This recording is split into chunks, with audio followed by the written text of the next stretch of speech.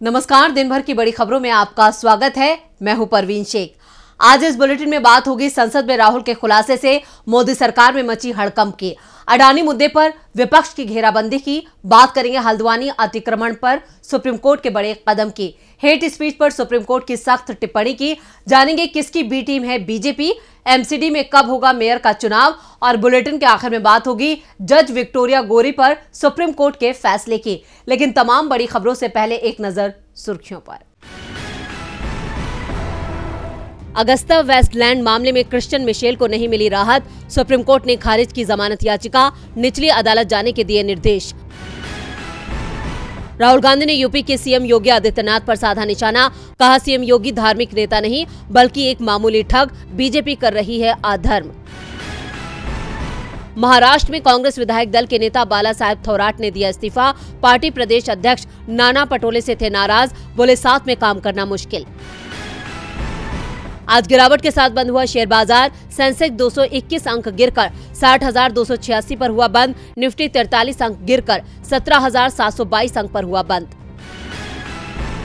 ये तो थी सुर्खियां और अब बात आज की सबसे बड़ी खबर की। भारत जोड़ो यात्रा के बाद आज संसद में राहुल गांधी ने अडानी मुद्दे पर मोदी सरकार का घेराव किया। राहुल ने पीएम मोदी से लेकर अडानी और अजीत डोभाल पर भी गंभीर आरोप लगाए। साथ ही पीएम मोदी पर राहुल ने सवालों की बौछार कर दी। तो क्या कुछ कहा है राहुल गांधी ने, देखते हैं इस रिपोर्ट में। राहुल गांधी ने आज संसद में भाषण दिया। लोकसभा में बोलते हुए राहुल ने पीएम मोदी से लेकर गौतम अडानी और राष्ट्रीय सुरक्षा सलाहकार अजीत डोभाल तक पर जमकर निशाना साधा। भारत जोड़ो यात्रा के बाद संसद में राहुल गांधी का ये पहला भाषण था जहां राहुल गांधी ने सत्ता पक्ष पर जमकर वार किया। राहुल ने पीएम मोदी पर आरोप लगाते हुए कहा, 2014 में दुनिया के अमीर लोगों की लिस्ट में अडानी 609 नंबर पर थे, पता नहीं जादू हुआ और ये दूसरे नंबर पर आ गए। लोगों ने पूछा आखिर ये सफलता कैसे हुई और इनका भारत के पीएम के साथ क्या रिश्ता है। मैं बताता हूं कि ये रिश्ता काफी साल पहले शुरू हुआ था जब नरेंद्र मोदी सीएम थे। एक व्यक्ति पीएम मोदी के कंधे से कंधा मिलाकर खड़ा था, वो पीएम के प्रति वफादार था और उसने मोदी को एक पुनरुत्थानवादी गुजरात के विचार के निर्माण में मदद की। असली जादू तब शुरू हुआ जब 2014 में पीएम मोदी दिल्ली पहुंचे। राहुल ने आगे अग्निवीर योजना को लेकर एनएसए डोभाल पर भी निशाना साधा। राहुल ने कहा, पहले 15 साल नौकरी के साथ पेंशन मिलती थी, लेकिन अब 4 साल के बाद निकाल दिया जाएगा। सेना के वरिष्ठ सेवानिवृत्त अधिकारी मिले जिन्होंने कहा ये अग्निवीर योजना आर्मी की तरफ से नहीं आई है, ये उन पर थोपी गई है। इसे अजीत डोभाल ने सेना पर थोपा है, इसमें आरएसएस का भी हाथ है। राहुल ने पीएम से सवाल पूछे। ये सवाल है, प्रधानमंत्री नरेंद्र मोदी गौतम अडानी के साथ कितनी बार एक साथ विदेश गए? कितनी बार पीएम मोदी ने विदेश यात्रा से वापस लौटने के बाद अडानी से मुलाकात की? कितनी बार विदेश में गौतम अडानी ने पीएम मोदी से मुलाकात की? कितनी बार पीएम मोदी के विदेश यात्रा से लौटने के ठीक बाद उसी देश में अडानी को ठेका मिला है? अब राहुल गांधी के सवालों और आरोपों पर पीएम मोदी क्या जवाब देते हैं, इस पर सबकी नजरें हैं। लेकिन राहुल के खुलासे से बीजेपी जरूर बैकफुट पर आ गई है। राहुल गांधी के सवालों और खुलासे ने बीजेपी में खलबली मचा दी है। खलबली तो आज अडानी को लेकर राजनीति में भी देखी गई। आज भी कांग्रेस समेत तमाम विपक्षी दलों ने अडानी मुद्दे पर हल्ला बोल जारी रखा। तो आज अडानी मामले पर क्या कुछ रहा खास, देखते हैं ये रिपोर्ट। अमेरिकी रिसर्च कंपनी हिंडनबर्ग की रिपोर्ट आने के बाद से गौतम अडानी मुश्किल में चल रहे हैं। अडानी के कारोबार को लेकर रोज हो रहे खुलासे के चलते मोदी सरकार और सेबी भी बुरी तरह से घिर गई है। संसद में इसे लेकर विपक्ष ने सरकार की मजबूत घेराबंदी कर रखी है, तो सड़क पर भी प्रदर्शन हो रहे हैं। आज भी अडानी ग्रुप से जुड़ी कंपनियां शेयर बाजार में मुसीबत में फंसी दिखाई दी। अडानी ग्रीन एनर्जी और अडानी टोटल गैस में लोअर सर्किट तक लग गया। अडानी ग्रुप की कुछ कंपनियों के शेयर जरूर हरे निशान में भी दिखाई दिए, लेकिन दुनिया में अडानी ग्रुप की साख के साथ साथ भारत की साख पर भी जरूर सवाल उठ गए हैं। राज्यसभा में विपक्ष के नेता मल्लिकार्जुन खड़गे ने कहा कि हम चर्चा चाहते हैं, जेपीसी या सुप्रीम कोर्ट के जज की निगरानी वाली जांच समिति से अडानी मुद्दे पर जांच कराई जाए। बीआरएस सांसद केशव राव ने नियम 267 के तहत राज्यसभा में सस्पेंशन ऑफ बिजनेस नोटिस दिया है, तो कांग्रेस सांसद मनीष तिवारी ने लोकसभा में स्थगन प्रस्ताव का नोटिस दिया है।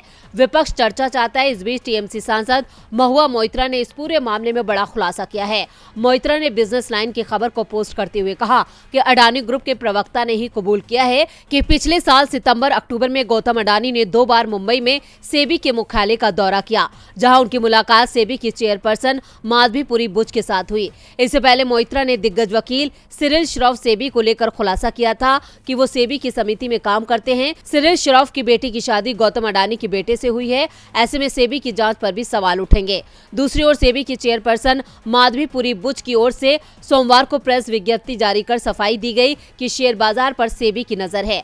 पुरी ने अडानी की कंपनियों का नाम तो नहीं लिया, लेकिन उनका साफ साफ इशारा अडानी ग्रुप से जुड़ी कंपनियों की ओर ही था। आज भी सबकी नजरें शेयर बाजार पर थी, जहां अडानी ग्रुप को कुछ राहत मिलती दिखी, लेकिन निवेशकों का भरोसा अडानी ग्रुप पर लौटा है या नहीं कहना मुश्किल है। लेकिन आज सुप्रीम कोर्ट पर लोगों का भरोसा और मजबूत हो गया। उत्तराखंड के हल्द्वानी मामले को लेकर सुप्रीम कोर्ट ने प्रभावित लोगों के हक में बड़ा आदेश दिया। तो क्या कहा है सुप्रीम कोर्ट ने, देखते हैं ये रिपोर्ट। हल्द्वानी रेलवे स्टेशन के बाहर बरसों पुराने आबादी की जमीन को अचानक ही अतिक्रमण बता दिया गया। रेलवे ने दावा किया कि ये जमीन उसकी है, जिस पर कुछ लोगों ने अतिक्रमण कर लिया है, जिसके बाद जनवरी में रेलवे स्टेशन के आसपास रहने वाले लोगों को नोटिस जारी किए। प्रशासन ने घर गिराने की तैयारी कर ली, लेकिन सुप्रीम कोर्ट ने इस पर रोक लगा दी। यहाँ रहने वाले लोगों का दावा है कि आखिर हम कहाँ जाएंगे। 40 साल से किसी ने दावा नहीं किया। लोगों के पास घर की रजिस्ट्री तक के कागजात हैं। अब अचानक घर गिराने की बात हो रही है। आज इस मामले में सुप्रीम कोर्ट में सुनवाई हुई। सुनवाई के दौरान उत्तराखंड सरकार और रेलवे ने इस मामले के समाधान के लिए समय मांगा है, जिसको लेकर कोर्ट ने हल्द्वानी अतिक्रमण को लेकर 8 हफ्ते तक नहीं हटाए जाने का आदेश दिया है। मामले की अगली सुनवाई 2 मई को होगी। इससे पहले भी 5 जनवरी को सुप्रीम कोर्ट ने उत्तराखंड हाई कोर्ट के अतिक्रमण फैसले पर रोक लगा दी थी। दरअसल हल्द्वानी के बनभूलपुरा में रेलवे की 29 एकड़ जमीन पर लोग रहते हैं, जिन्हें रेलवे ने नोटिस जारी कर 1 हफ्ते के अंदर कब्जा हटाने को कहा था। उत्तराखंड की नैनीताल हाई कोर्ट ने इस अवैध कब्जे को गिराने का आदेश दिया था। इसके बाद करीब 4000 से अधिक कच्चे पक्के मकानों को तोड़ा जाना था, लेकिन कोर्ट के आदेश के खिलाफ दिसंबर में लोगों ने प्रदर्शन कर सुप्रीम कोर्ट का दरवाजा खटखटाया था। सुप्रीम कोर्ट ने हल्द्वानी के लोगों को जहां बड़ी राहत दी है, तो वहीं सुप्रीम कोर्ट ने हेट स्पीच मामले पर आज सख्त टिप्पणी की है।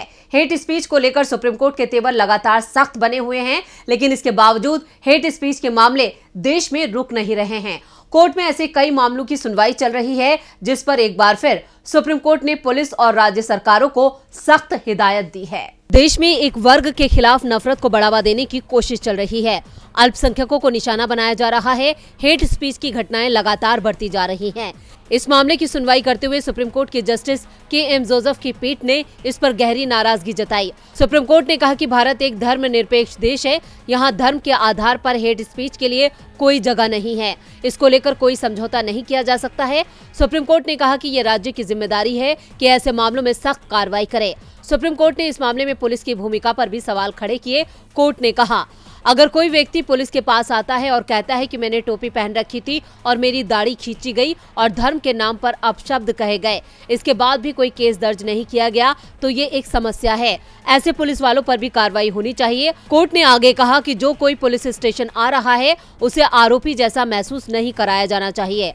सुप्रीम कोर्ट ने कहा कि अगर राज्य हेट स्पीच की समस्या को स्वीकार करता है, तभी उसका समाधान निकाला जा सकता है।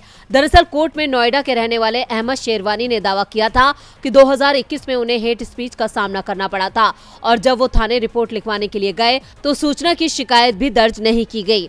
सुप्रीम कोर्ट के इन तल्ख तेवरों से साफ है कि कोर्ट इस मामले पर सरकार और पुलिस को बख्शने के मूड में नहीं है। तो वहीं त्रिपुरा में टिपरा मोता भी बीजेपी को बख्शने के मूड में नहीं है। त्रिपुरा के चुनावी घमासान में टिपरा मोथा के प्रमुख ने अमित शाह को आड़े हाथों लिया है और बीजेपी को बी टीम बताया है। जब जब चुनाव आते हैं तब तब तू डाल डाल में पात पात का खेल चलता है। अब पूर्व उत्तर राज्य त्रिपुरा में विधानसभा के चुनाव होने हैं, वहां भी राजनीतिक दलों के बीच जमकर आरोप प्रत्यारोप का दौर चल रहा है। अमित शाह ने जैसे ही विपक्षी गठबंधन पर टिप्पणी की, वैसे ही विरोधियों ने तीखे तीर छोड़ने शुरू कर दिए। टिपरा मोथा के प्रमुख प्रद्युत किशोर देबबर्मा ने अमित शाह को आड़े हाथों लेते हुए कहा कि मैं देश के गृह मंत्री को बताना चाहता हूं कि माणक्य कबीला किसी के सामने नहीं झुकता है और किसी की बी टीम नहीं है। हमें बी टीम बताने वाले खुद ही दूसरों की बी टीम बने हुए हैं। देबबर्मा ने कहा कि बीजेपी नागालैंड में एक बी टीम है, मेघालय, शिलोंग और गारो हिल्स में बीजेपी किसी दूसरी पार्टी की बी टीम है, बीजेपी मिजोरम में किसी अन्य पार्टी की बी टीम है।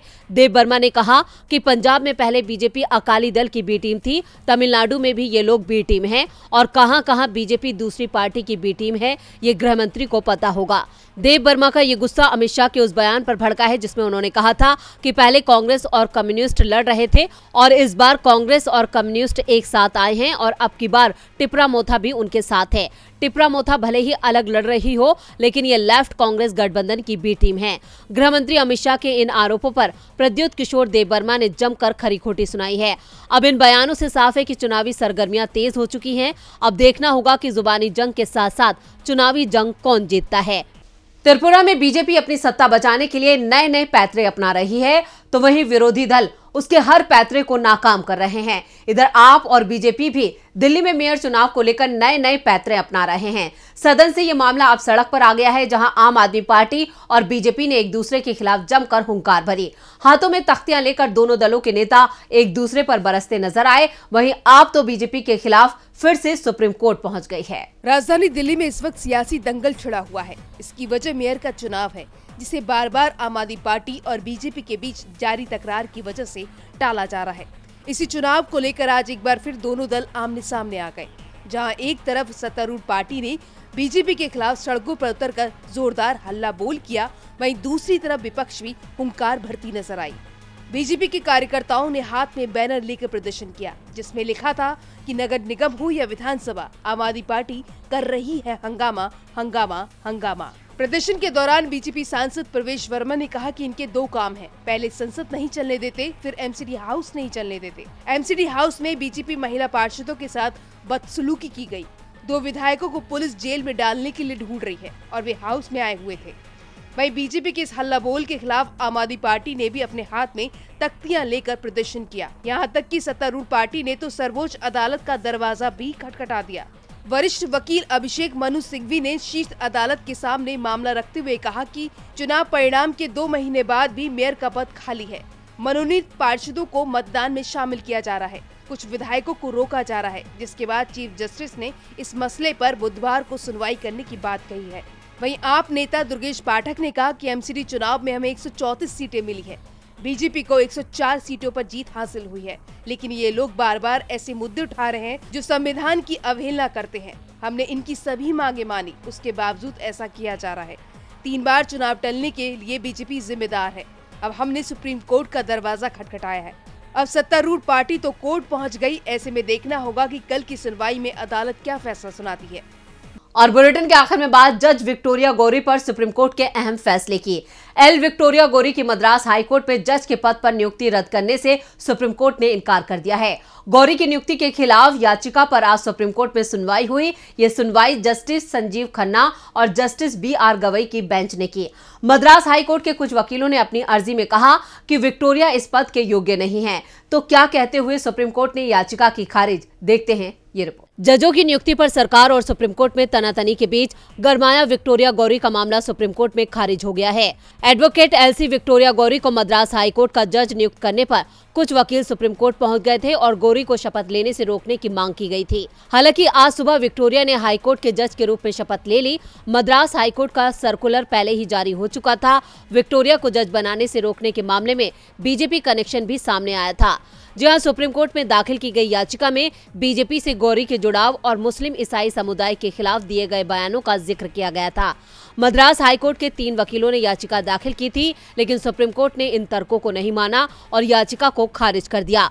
याचिकाकर्ताओं ने आज सुप्रीम कोर्ट में 2019 में किए गए ट्वीट का जिक्र किया था। इसके मुताबिक विक्टोरिया बीजेपी महिला मोर्चा की राष्ट्रीय महासचिव रही हैं। यही नहीं, विरोध का आधार विक्टोरिया के 2 कथित इंटरव्यू भी थे, जिनमें उन्होंने मुसलमानों और ईसाई समुदाय के खिलाफ टिप्पणियां की थी। इससे पहले CJI चंद्रचूड़ की अध्यक्षता वाली बेंच ने 10 फरवरी को मामले पर सुनवाई करने की बात कही थी, लेकिन एडवोकेट राजू के अनुरोध पर कोर्ट आज सुनवाई के लिए तैयार हो गया। वकीलों ने कॉलेजियम और राष्ट्रपति को भी इसको लेकर खत लिखा था।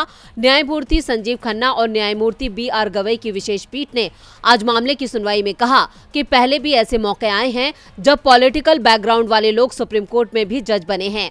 करीब 22 मिनट सुनवाई के बाद सुप्रीम कोर्ट ने इस याचिका को खारिज कर दिया। तो आज इस बुलेटिन में बस इतना ही। देखते रहिए DB लाइव। नमस्कार।